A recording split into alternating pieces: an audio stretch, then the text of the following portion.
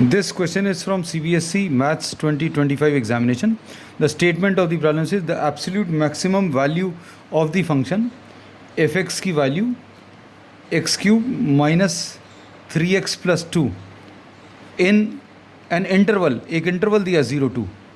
अब absolute maximum value अगर निकाली, first of all we'll have to find out f dash x, critical point निकालना है जो इस interval में लाई कर रहा है.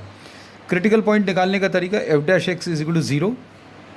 अब f डैश x कितना आ जाएगा, इसका डेरिवेटिव 3x स्क्वायर और इसका x का डेरिवेटिव, ये -3 लिखा, x का डेरिवेटिव 1 और इसका 0.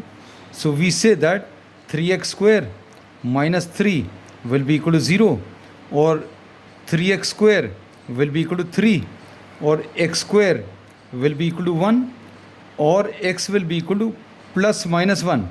But we are taking only +1 which is lying in this interval, क्योंकि इस interval में चाहिए.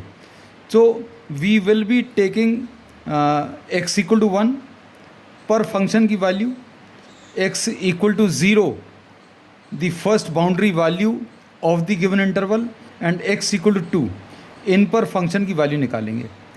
f1 निकालेंगे, f0 निकालेंगे और f2 निकालेंगे.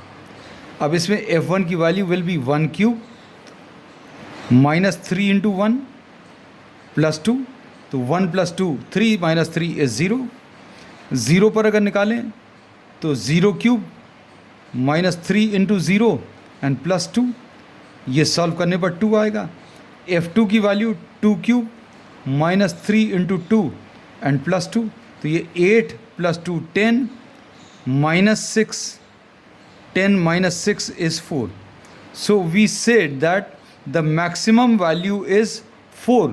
The absolute maximum value is 4, which is obtained at x equal to 2. x equal to 2 पर 4 है and this is given in option C.